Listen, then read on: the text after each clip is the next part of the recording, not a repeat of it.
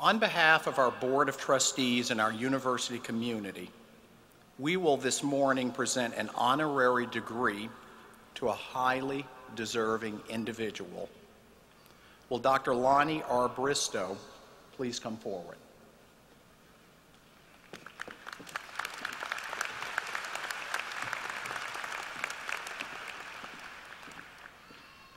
Dr. Lonnie R. Bristow, you are a distinguished physician who has long been an advocate for both patients and doctors. Your understanding of the importance of caring for communities as well as individuals led to your lifelong participation in organized medicine. You have devoted years to service and leadership talent to the benefit of this important foundation of the medical profession. Your efforts have led to recognition of your outstanding leadership abilities and to many, many honors. Inspired by your mother's career as a nurse in New York City, you observed in her work, power, and the beauty of diverse races and ethnic cultures linked by a common goal to provide compassionate care to patients. From this experience in your boyhood home in Harlem came the choice of the medical profession. After service in the United States Navy, you earned a Bachelor of Science degree from the City College of New York and were awarded a degree from New York University in 1957 in medicine. Following the completion of your residency, you joined the American Medical Association and became the first African-American president in 1985. You then went on to the position of vice chair and chair of the association, becoming president in 1995. You have been instrumental in the AMA's long-term strategic planning and efforts to make the organization more responsive to the needs of the patients rather than the members. You worked to promote a health agenda that included universal health coverage, greater physician involvement, antitrust relief. You were concerned that business interest in health care, mercantile interest would put patient care secondary to corporate profits. You championed the need to promote the AMA Code of Professional Ethics and to encourage medical schools to teach ethics. What's right, what's wrong, what your grandmother simply taught you. You were appointed by President William J. Clinton to the Board of Regents of the Uniformed Services University of Health Sciences, has served as its chairman from 1996 to 2001. You received the Board of Regents Distinguished Service Medal in 2003. You were designated a lifetime National Associate of the National Research Council of the National Academies in recognition of your extraordinary service to the Council in its role as a national advisor in matters of science, engineering, and health. You were appointed by the Secretary of Health and Human Services, Dr. Lewis Sullivan, who was our convocation speaker at the School of Osteopathic Medicine, to membership on the Centers for Disease Control and Prevention Advisory Board on the prevention of HIV infection, and served from 1989 until 1993. You later served with Dr. Sullivan to chair an action group formed at the behest of the Kellogg Foundation to increase diversity within the healthcare workforce. In 2004, you received a grant from the United States Department of State through which you spoke to audiences in Africa regarding the prevention of HIV. Dr. Bristow, you are widely recognized for scholarship and for leadership, addressing issues that include sickle cell anemia, the socioeconomics of healthcare, the response of organized medicine to diseases like AIDS, and even liability insurance. You have continued to encourage young people of all cultural and economic backgrounds to consider careers in the health professions.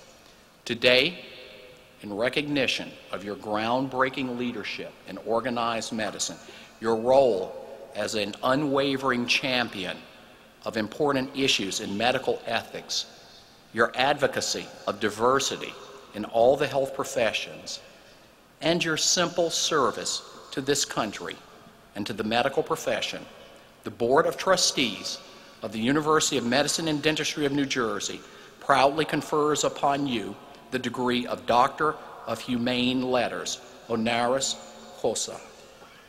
Thank you so much. You're going to pay. This is important. You're very kind.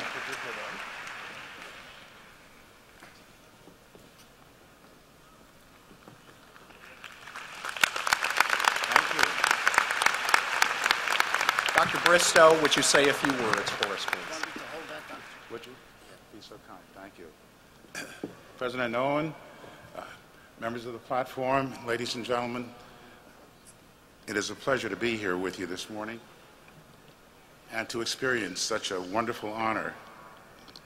I can't begin to tell you how flattered and honored I am.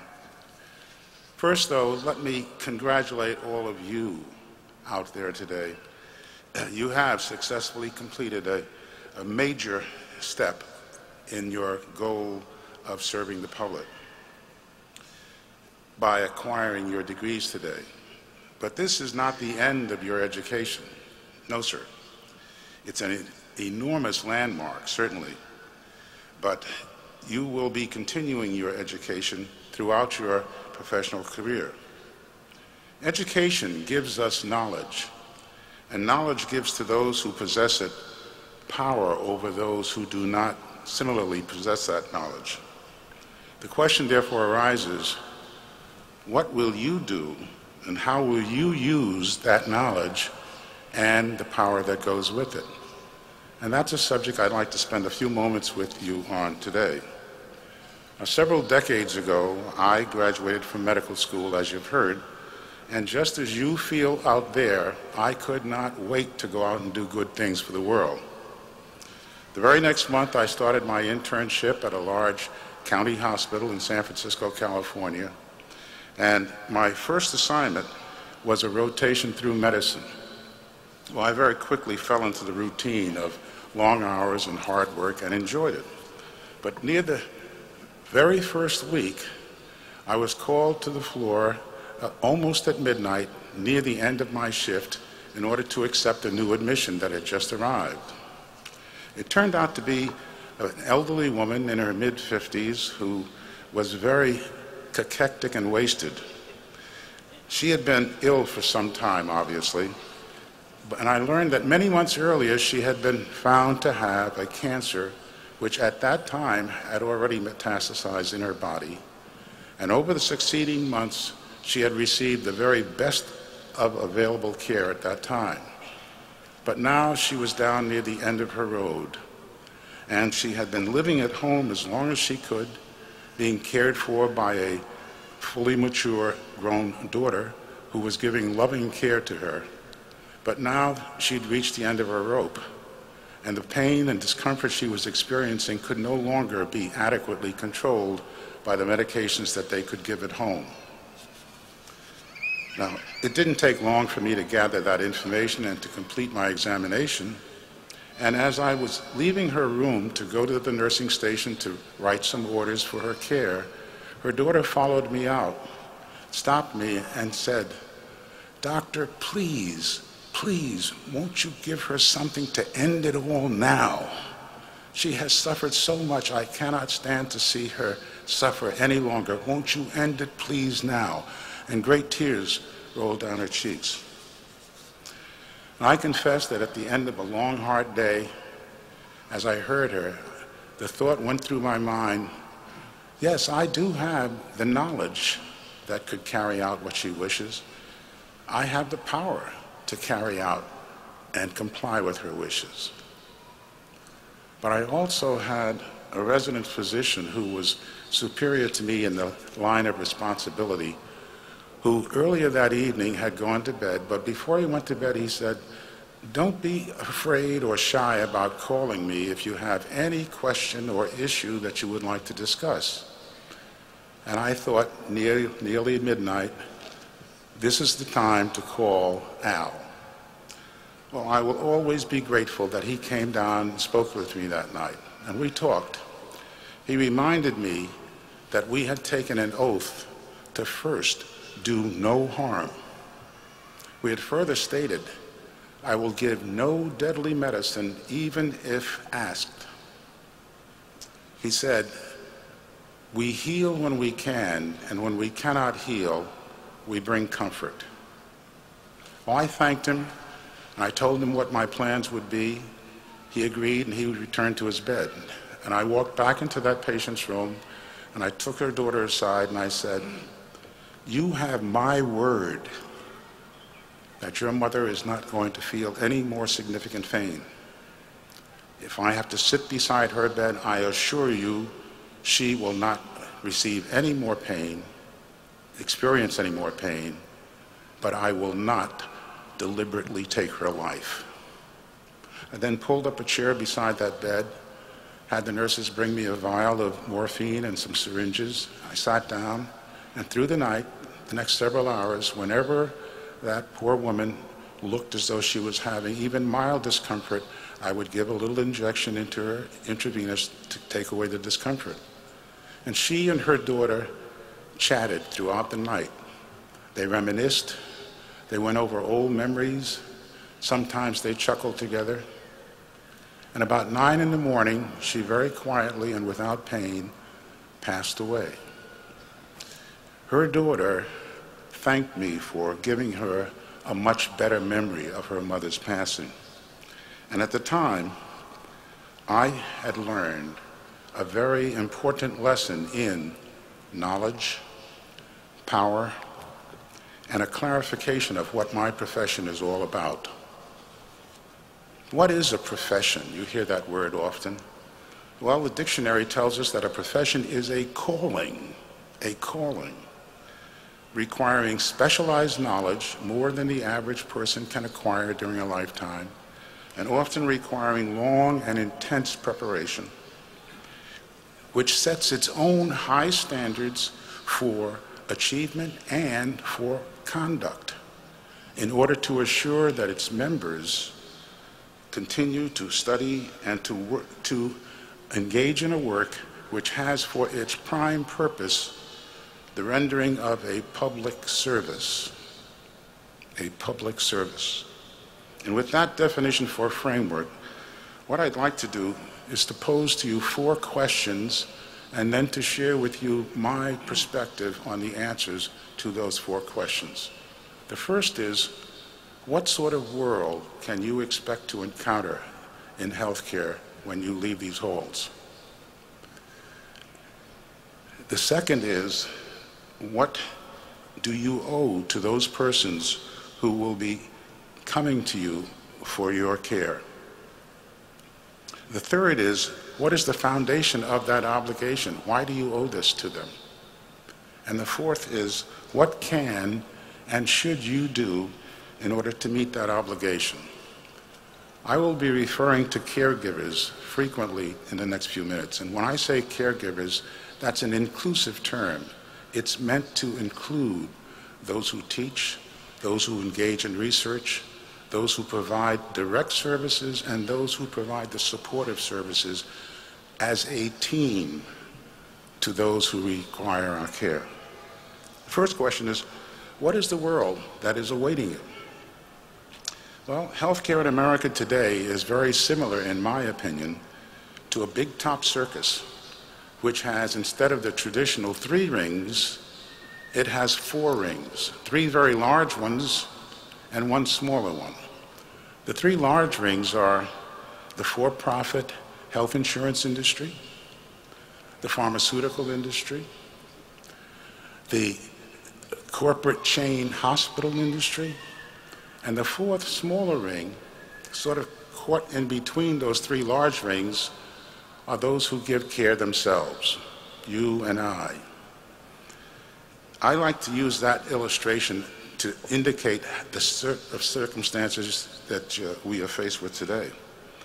Now, the provision of health care has been a profession, much as I've just defined it a moment or 2 ago, for several thousand years.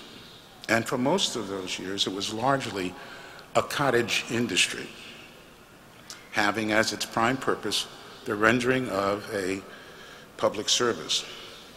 But what changed all of that was a veritable explosion of science and technology, particularly during the last half of the 20th century.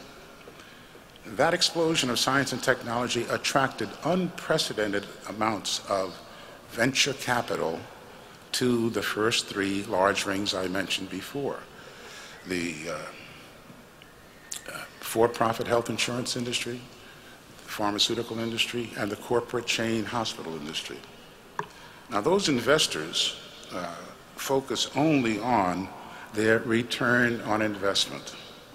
And so the cottage industry that we had before has largely begun to morph into something more of a corporatized, profit-oriented endeavor with stockholders who demand ever greater returns on their invested dollar. It has become, as I'm sure you know, 1/6 of the American economy. And the altar of profit has shoved the altar of public service into the background. Now, how that transpired is really a very interesting but unfortunately a long story, better reserved for another day. However, many have finally recognized the disastrous consequences of these changes during the last 70 years. And finally, in March of this year, our government has initiated corrective action at last. Now, the healthcare reform legislation that passed in May is imperfect. There's no question about it. But it is definitely a good start. And you should understand clearly, this is the world that you, as caregivers, are inheriting in today's America. Now, the second question I pose was, what do you owe to those who will receive your care? Well, I would suggest to you that you owe them four things: a C, a C, a C, and an H. The first C is for compassion. You should care about the person, not just for the person. All human beings respond to being cared about. Now, you cannot fake that for very long, but I assure you, you can learn how to improve it and how to exhibit it even better by careful observation of a good mentor or a good role model. The second C stands for competence. Now, that's exactly why you have chosen to attend the University of Medicine and Dentistry of New Jersey, one of America's finest educational institutions, in order to gain the knowledge and the skills that we've been talking about. The third C stands for courtesy. Now, I'm not talking about saying please and thank you, although those are very important, but I consider those to be what I would call common courtesy. What I'm referring to now is cultural courtesy. Take the time to learn about and respect the cultural background of those to whom you give care. It will enhance your effectiveness enormously, and you will be surprised by the enrichment that it will add to your own perspective on life. And finally, you owe them an H for honesty. By this I mean you should be honest about what you know and be honest about what you don't know. To do the latter will require a small h, and that is humility. When you do find that you are reaching your own limitations, be gracious and willing to guide those who seek your care to someone else who can give them the help that they need. Now, that, of course, means that you have first got to be honest with yourself, and that's where the humility comes in. It's very easy to be misguided by the amount of education and knowledge that you currently have. Be humble. The world does not expect you to know everything there is to know, but they do expect you to be honest, and first and foremost, to have compassion. Now, what is the foundation of that obligation that I've just mentioned? Well, let me share just a little bit of history with you. Some 24 centuries ago, Alexander the Great swept out of Macedonia and soon conquered the then known world. Now, we're told that when he left Macedonia, he crossed the Aegean Sea with his army, landed in Turkey on his way to attack Darius and the Persian army. But before he got there, Alexander fell seriously ill. Well, naturally, with an army, he would have a full company of physicians along to take care of any illnesses or injuries that might be encountered during the campaign. But as it turned out, almost no one of those physicians wanted the responsibility of attempting to treat young Alexander. I mean, what if they were wrong? The consequences would be disastrous for them. For all except one, a young physician named Philip from Arcania. Now, apparently Philip had treated Alexander once before, apparently successfully, and so he was willing to come forward and offer to treat Alexander again. He examined the young king, concluded that he knew what was the matter, and he concluded he also knew what the appropriate remedy would be. And so he left to go to his own quarters to prepare that remedy, and while he was gone, someone slipped a note under the tent flap of Alexander.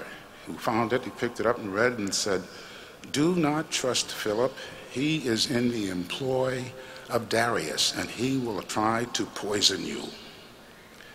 Well, Alexander folded the note, put it under his pillow, and just then in walks young Philip, pouring his potion from one goblet to another to make sure that it was adequately mixed, and he offers it to the king, who took the goblet, put it aside, and gave Philip the note to read.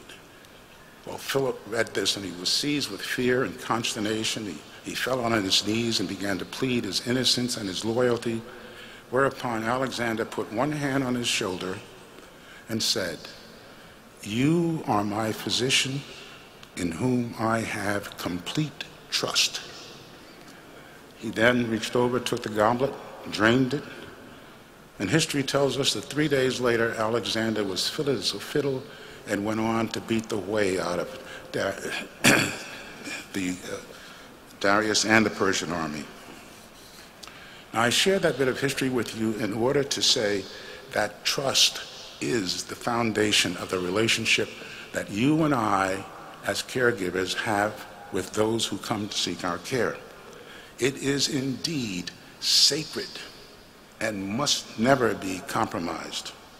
It is the rock that we use as the foundation for those 4 pillars of compassion, competence, cultural sensitivity, and honesty. We heal when we can, and when we cannot heal, we bring comfort, and always, always, we care. Finally, the question is, what can and should you do as you go forward from this day? Of course, you will continue to educate yourself. That is something that you will do all of your professional life. But I would urge you to also join your professional associations and support them with your time, your treasure, and your talents. They are not trade unions. A union, quite properly, seeks to better the life of its members, and that's as it should be. But a profession, however, has been given the privilege by society of setting its own standards of achievement and conduct in order to assure that the members adhere to that prime purpose of rendering a public service. Your professional associations will serve as your voice in what will be a historic decade ahead of us in the evolution of healthcare in America. Those associations need your young energy, they need your young altruism, and they need your young ideas. You are the reinforcements that we need. Now, today I've told you stories about things of the past that relate to your inheritance. Let me tell just one last one. Back in October 1944, almost 66 years ago, America was at war with the Empire of Japan, and a famous battle took place very close to the Philippines, which later became known as the Battle of Leyte Gulf. It was a battle in which our Navy had fewer warships to engage than those who opposed them, but it resulted in a great victory for the American Navy, largely because of the valor and sacrifice that was demonstrated by our carrier pilots. And there was a point during that battle when wave after wave of carrier planes was taking off from the decks in order to go and fly attack missions against the enemy fleet. And they would return when they could, only long enough to land, reload up, and then take off again to another attack mission. And at one point, the executive officer of that fleet turned to the commander, who was Admiral William Bull Halsey. And the executive officer said, "Admiral, where does the nation get such extraordinary men?" And Halsey never paused to beat. He turned and he said, "There are no extraordinary men, my boy. There are only extraordinary circumstances that ordinary men are forced to deal with." And that day, the American Navy went on to win a great victory. Well, young men and young women of UMDNJ, you and I are ordinary men and women who indeed find ourselves living in extraordinary times, which pose an enormous challenge. How will you use your knowledge and the power that goes with it? I am confident that like generations of Americans before you, you too will rise to the occasion and meet that challenge. It is your heritage. It is your chapter of history in American medical care to write. I say you should welcome that challenge. Welcome to your heritage.